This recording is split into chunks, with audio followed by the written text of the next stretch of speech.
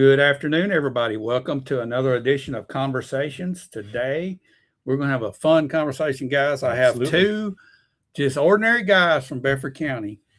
Scott Vicary, it's good to have you with us. Good to be here, David. And Chris Sarsfield, it's good to have you sitting across from me. Yeah. I consider these two guys friends. I consider them to be very knowledgeable about the landscape of Bedford County, and we're going to talk about election time, election 2026, what's going on out on the street, what's going on behind the scenes, maybe just the scuttlebutt that's going on around the county. Yeah. And to get started in that, guys, how do you think things are shaping up so far? We're 2 days away from primaries. Well, I find this as a turning point for Bedford County. There's a lot of changes going on. We have a change in mayor. We have a lot of incumbent people that are not running for office again. There's going to be a lot of change. We also have a lot of there's some contested races out there that people are trying to influence, certainly, and that it's interesting to see how that's playing out. Going through social media and seeing comments that are coming out. My thing, I do my best to try to educate people.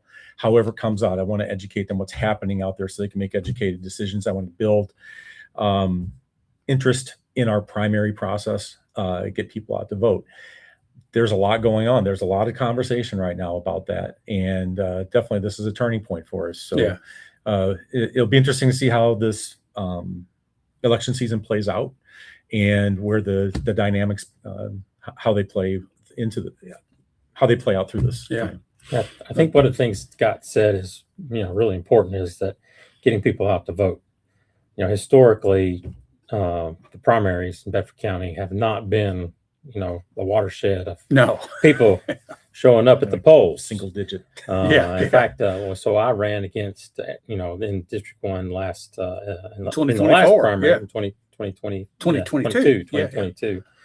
And I think, between the three of us that were there in the Republican primary, the separation was, like less than 100 for the vote, and the total vote count was, around 600. Yeah, it was like between 600 and 650.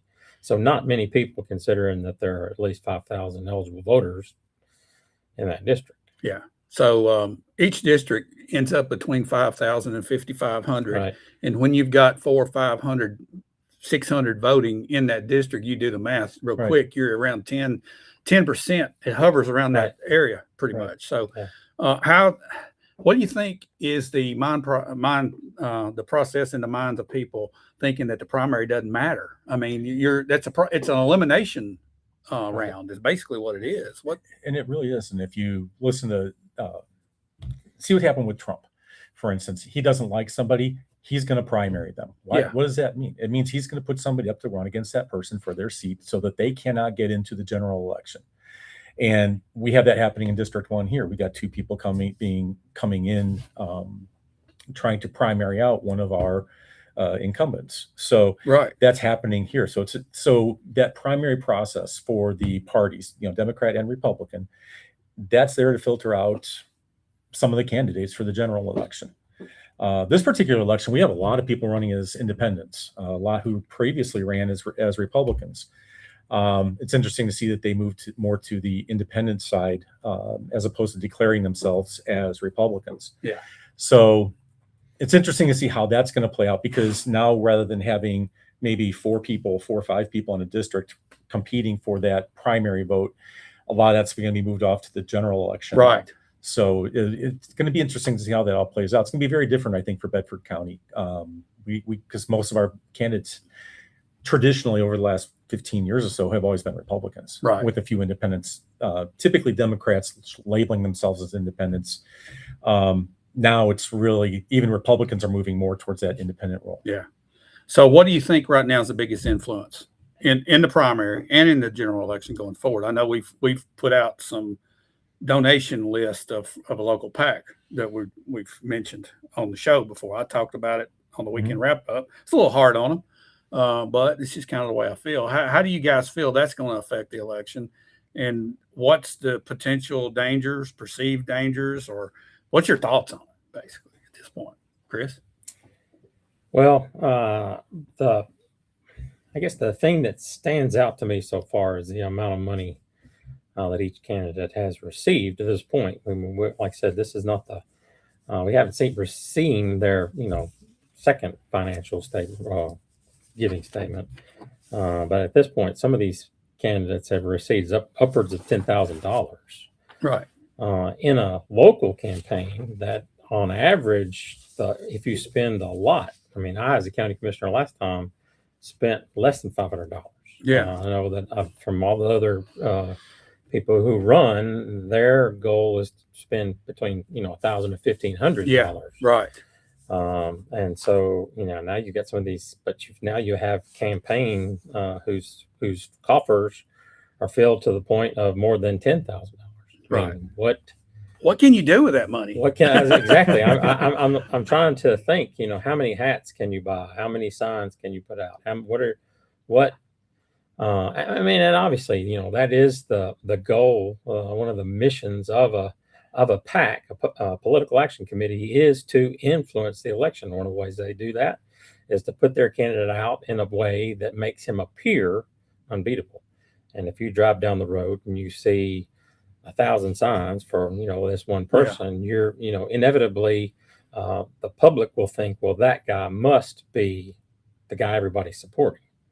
In all actuality, these people just agreed to let him put a sign in their yard. Right. Not necessarily are they going to vote for him, but the perception is that he's going to get a lot of votes. Okay, so that perception can swing a block of voters. Sure it can. Absolutely. And we'll talk about a Better Bedford PAC. Okay, we'll put the name out there, right? Their coffers, $128,000 in Bedford County. With that kind of money, what are you trying to do? What is your goal? What are you trying? There must to be a lot at accomplish? stake here or something. What's going on? Well, I think you have to take a look at who the contributors are and what is their potential goal for out of this PAC. What are they going to get back on their investment? Taking a look at the financials that I've got here for the existence of a Better Bedford PAC, and take a look at some of the numbers out there. And got a couple of construction companies in Wartrace. They've contributed $39,000 out of that amount. A Murfreesboro construction company, $10,000. Now, why would somebody from Murfreesboro want to influence this election? Probably for the same reason that the ones from Wartrace are donating, right? Real estate companies, $15,000. There are people these are companies that are going to be benefiting from explosive growth in Bedford County. Put another one out, Palmetto Properties, $20,000. People associated with that company. Now, who runs Palmetto? Palmetto happens to be the same guy who runs the Shelbyville Bedford Partnership. Or he was a former CEO or current CEO or something of that. Right. I believe he's directly involved. So, so you take a look at those numbers, and then you take a look at, small contributors. And stepping a little bit away from the state definition of that, small contributors, anybody under $50 is a small contributor. I took numbers $500 or less. Right. If you contributed $500 or less, I'm calling that a small contributor. Right. Those total $3,350. Wow.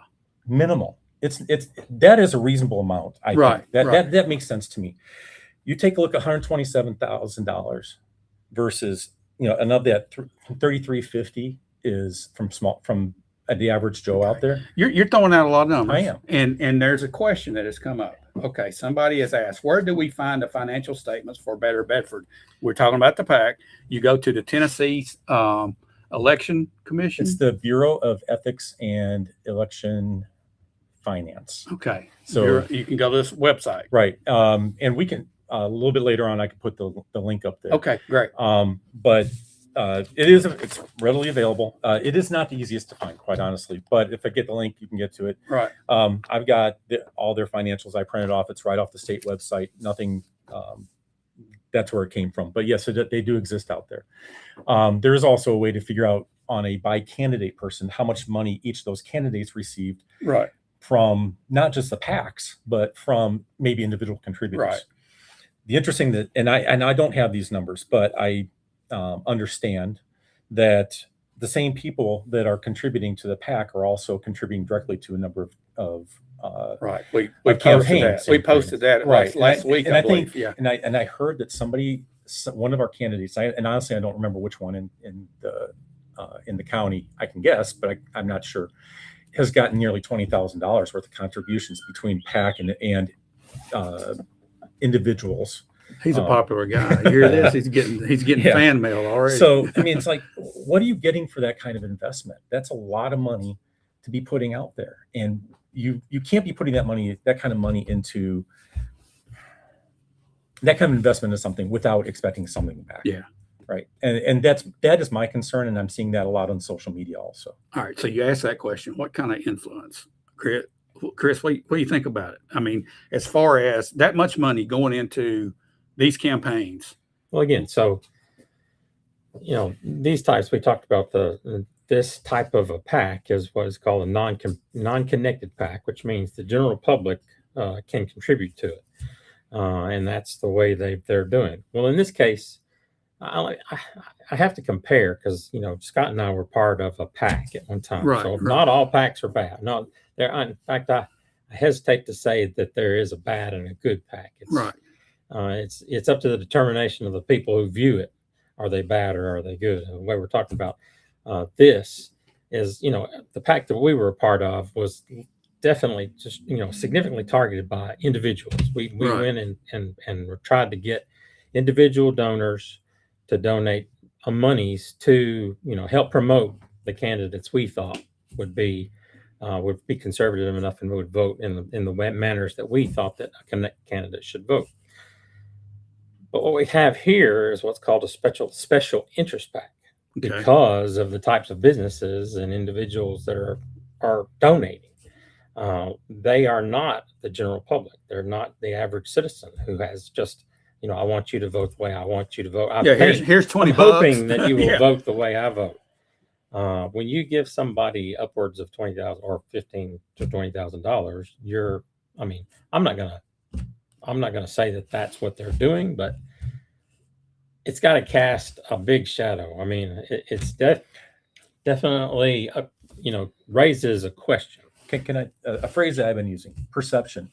Yeah. The perception of potential inequity, or iniquity, I think is a proper word. The perception of potential iniquity erodes the trust in our government. We already have a lot of lack of trust in Bedford County. Hence why I think we're going through a lot of these changes right now. We need to build trust. And when it appears, even if it's not true, even if the person you elected is completely ethical, the appearance of your vote potentially not representing the people who put you in office, but the people who paid for you to get into office is problematic. Yeah, I have an issue though as well, because we have. If I don't know if you've watched a lot of the candidates on social media, they are proclaiming themselves to be independent and not taking any funds from any outside source. So when you see their signs, those signs, came out of their pocket. That all came out of that pocket. It cost them to put those signs out. But then you see some of those people who it cost them nothing. They've got lots of signs, lots of hats, lots of big t-shirts. signs. Big signs that probably cost $1,000 a piece. And it cost them absolutely nothing to do that. So, my concern is that these people have already gotten used to spending other people's money. Yeah. Without really a whole lot of concern, and one of the biggest things that a commissioner does is, he spends my money. He determines how to spend my money. So I want to know that, he is, concerned about the way he does that. And right now I don't see that in the way they're running their campaign. Yeah. I'm going to throw another interesting point out. This PAC is supporting 7 different candidates, 7 different county commissioners. We have 18 county commissioners. If they control 7 plus probably at least 3 more that are incumbents that nobody's running against, at least they have their influence, they can influence them. They have every vote that they need to get whatever they want pushed through. And that to me is a concern. So I'm going to throw another number out from the financials. Let me make sure I get this. Uh, this PAC, most except for two small instances, all their expenditures outside of contributions to the candidates are to companies outside of Shelbyville, or I'm sorry, outside of Bedford. Right. So they are using financial people out of Nashville to do all their work. We've got accountants in Shelbyville and Bedford County Right. that can do this kind of stuff. Why aren't they keeping that money local? They are using political consultants, and they've spent. I know I've got the number in here somewhere. They got political. I know where it's at. Political consultants. Where's it at? $16,000 on political consultants. Why would you need a political consultant? Because you want to have the best chance you possibly can to get your agenda through. Right. What is the plan? What is the strategy? And they're paying people in Nashville to tell us how to run business in Shelby or in Bedford County. Bedford I County. guess, taking off of what he just said about agendas, I think that's critical. If you go to their website and look at their mission statement, the things that they're against is the big red box is there, and then their pillars, that the things that they're based on, it's very generic. In fact, if you read it, it's every commissioner should have those same goals, and we as a voting populace should want to support commissioners with those same Right. goals. So the question is, using that as the metric, using what their stated mission is, what their stated platforms are, how are they determining who to give money to?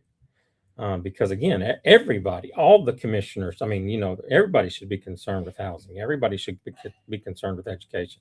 Everybody should have tourism as something that Right. is first and foremost. That's one of the ways that we can bring, find revenues into Bedford County. That should be one thing a commissioner is concerned with. Right. All of those things are what a commissioner should do. But as Scott just said, they've only supported a few people. They should have, if ultimately their goal was to actually do what they say, then how come they aren't giving monies to every commission race? Yeah, I'd like to interject something here. I wasn't present at this, but I know there was a fundraiser earlier this year, and the PAC was already formed, of course, has been, and it already started picking its candidates. And I know a couple of the PAC members that had donated basically made a public declaration that this is our guys right here. This is our guys. And the word our, O-U-R, indicates possession. This is us, right? This is our guys. And that right there already shows the influence that's involved here, and almost like, we got y'all guys. Right. All right. And that's concerning. Yeah. You take a look at some of these other, some of the numbers I threw out there, right? They're all connected to expansion within the environment of Bedford County.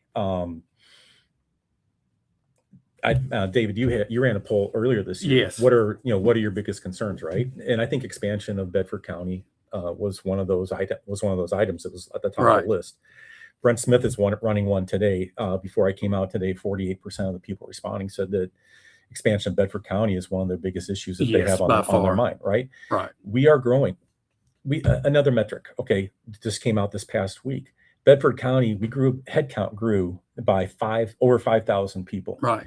That is number 10 growth, headcount wise, not percentage wise. Right. Percentage wise, we might be number 1, but headcount wise, we were number 10. Bedford County is number 10 in growth in all of Tennessee. Population top growth. In numbers, Right. not percentage. Yeah. We have a group here that is driven by builders, construction, Right. pavement, people who are going to benefit Realtors, from realtors. sales. It's just a thank you. logical Yeah. connection here that you see taking place. Right. I have a neighbor was talking with yesterday and was kind of discussing some of the situation going on, and his jaw drops and he goes, "This sounds just like Williamson County 10 years ago." Yeah. Or, talk to other people. This sounds just like Rutherford County 10, 15 years ago. Here we go. And here we are. And we're at the precipice again. Yeah. We are at a point where we are at a turning point within Bedford County. Which way do we want it to go? Are we going to trust people who've been around here forever and not really pay attention to their positions? and understand where their financing come from, or you're going to really look at the issues and vote for candidates who support what you believe in. Right. I think that is something that we need to talk about. I'm seeing some feedback. Hey, I've known these people for a long time. They've lived here forever. I trust them. And it's like, Yeah. okay, but they are where when they get into that office. Hey, Scott, What I direction are they trust you. heading? I trust you, man. I love you to death, Mhm. but I wouldn't let you do brain surgery on me. You wouldn't You want I me to, mean- and you do not want me to fly an airplane. But my either, I'll point tell you is, that. there's some people that are cut out for the job, and other people are good old boys that you love, but Well- just don't really fit the job or whatever. And I was thinking about this earlier today as I, found out, I think yesterday we decided to have this show. I was thinking about it a little bit, and it's like, some people are cut out to be leaders or managers. Right. Some people are very good at their job. They're very good technical technicians. I am that person, right? I am very good at what I do from a technical standpoint, but you put me in a management role, I might be okay to cover for a month or 6 weeks, but after a period of time, I don't perform nearly as well as if I was doing the Yeah. job that I was trained to do and I've proven myself to do well in. You can't assume that somebody's role or their position or what they have done in the past will be able to translate into this role. So you Yeah. have to do some research, understand their positions, understand, excuse me, how they're going to interact and utilize that role to better Bedford County and better not just that, they really need to represent the people, the constituents of Right. that district, right? They need to represent that district, not outside influences. And how are they going to be able to do that?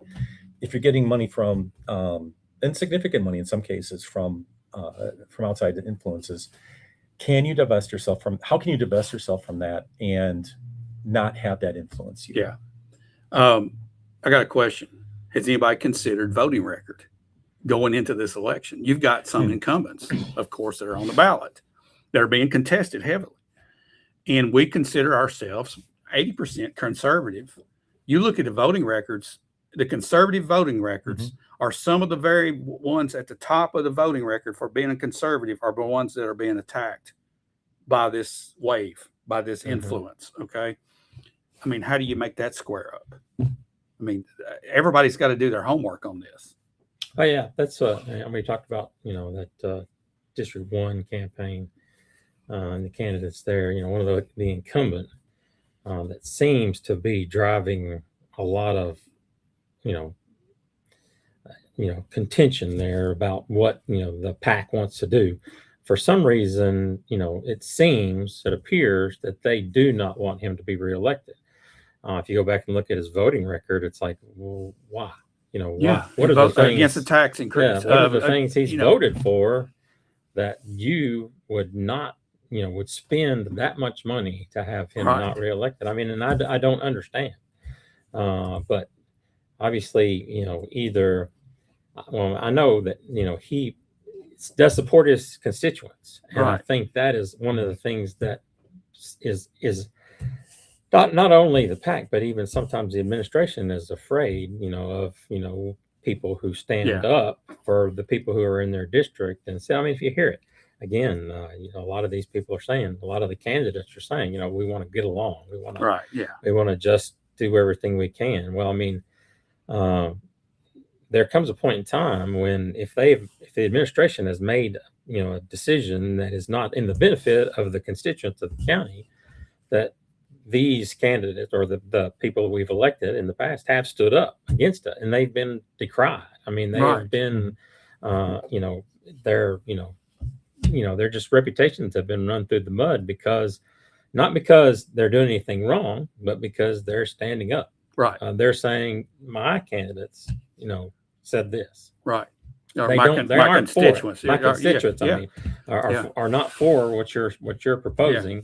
And so I have to vote against it, or I have to speak out against it, and that is not allowed, evidently here. No arguments, no conversation, no questions. It's been that way for a long time. And when we're talking like that, I mean, as we've gone through this process, and it just started a couple of weeks ago, we started hearing candidates, and we started hearing what they believe, and I've noticed, and it's been fairly patently obvious. That they are literally already spouting the rhetoric it's almost as if they're reading it from the website. From the same page. And it's when they're asked, what are your goals for Bedford County? Well, it's to not be combative. I want to get along. We want to, I want to do what's good for the county, what's better, what's how we want to promote the county. Well, those are it's generic. Yeah. They never once say, I want to do what the people who elected me ask me to do. You see where the allegiance I'm going to is. poll what they want, and it's obvious we have a few candidates Yeah. out there that actually do that. Oh, absolutely. All right. So where we're at right now, guys, we see this as a big topic. We see this probably as the number one topic going into this election. Voting starts on Wednesday. Right. If there's somebody sitting out there right now that's confused, they don't know exactly, I'm confused about this PAC thing. I'm confused about what my representative is supposed to do. What would you suggest to somebody that's sitting on the fence about a candidate? What would you advise them to do? For me, I found unfortunately missed the first couple of Meet the Candidates events in the county because I was either out of town or had other commitments. I went to the one last Friday night, found it greatly informative from the people that I targeted that I wanted to talk to. Go to Meet the Candidates. Mm-hmm. Hold your vote off, and if you want to early vote, but hold your vote off until you get to talk to the people who you want to represent you, and ask them questions and look for specific answers. Don't look for like Chris said, I just want to make things better. I don't want to be combative. Right. Get specific answers. What are you going to do? What are your plans? What would you like to have changed? What do you see as issues that you'd like to have adjusted? How can we make our government more efficient? Headcount wise, can we redirect money from certain areas and maybe get it into public service? Get in more money into our firefighters or sheriff department's money, or get more headcount in there and maybe reduce some of other areas within is there something like that? I'm not saying ask that, but I'm just saying as an example, you can put those kind of questions out to them and get feedback and try to avoid getting swept into generic feel good answers. The canned speech. That's one. I try personally. I've been trying my best to educate people about candidates, and I've been trying. The Facebook page I run is Conservatives of Bedford County. I try to keep it balanced in there. Rarely do I put my opinion in. I did violate that once this report came out. I had a couple of things I put out there around PACs. I put out there around another, just generically, but then also another one around influence and exactly who. I want to make sure people knew the names of who was being supported by this and what that impact could be. Follow us. You don't have to comment. If you don't like what you see, don't follow us, whatever. But that page is is hopefully for education. That's really what I'm trying to make that about. Get messages out and try to be relatively balanced in that as much as I can. What would you recommend? I think it's critical. Again, Scott hit kind of hit the nail on the head about listening to what your candidate has to say, but also asking them questions. Mm-hmm. And I think what's crucial, because I've been approached by a couple of candidates, and they've told me things where it was obvious to me, because of what they said they wanted to do, that they had no idea what their role as a commissioner was. Right. So we need to understand what that role is. And if we don't understand that role, then, whatever they tell us, we just fall into their, that's good. We want you to do that. So, I think it's important to clarify that basically when we elect a county commissioner, we're electing that watchdog. We're electing that person that's going to be the go-between for us. He's going to act with our voice, the voice of the people who elected him, to say yay or nay on the policies that are set forth, that are being voted on, that the administration is trying to put in place. He's going to evaluate that. He's going to bring those to us and then say, hey, and one of the biggest ones is the budget. So, there are four, infrastructure, budget, public resources, safety, all the, firemen, those are all the purview or the things that county commissioners, act on. And they do make some, propose ordinances, but for the most part, they are reacting to what's been given to them. Right. And it's critical. It's critical that, especially if we're going to elect somebody who has taken this money, we got to, wonder Are they going to be the voice for our voice? Are they going to respond to us? Or are they going to respond to? We're electing that person to look out for our best interests. Yes. Is my text just as important as the guy that gave Right. him 10 grand? I mean, that's a question you got to Mhm. ask. And it could be, yes, the question could be, Yeah, the the answer could be yes, yes. but it just doesn't look good. The perception is bad and the trust erodes. Right. And those are big issues. We need Yeah. to get out of this area that we're in right now. We need to start building our trust in our government back Yeah. up. I mean, I heard one of the candidates for mayor.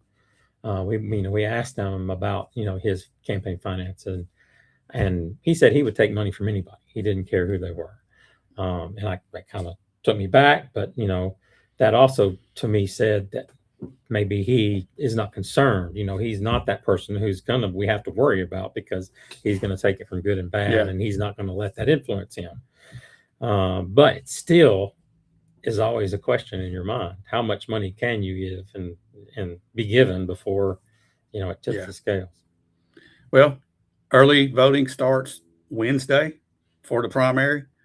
And again, I'm going to encourage everybody, like you said, as we started the show, this is a pivotal election. And we're at that point to where, are we going to be this? Are our policies that shape Bedford County going this way, or are they going this way?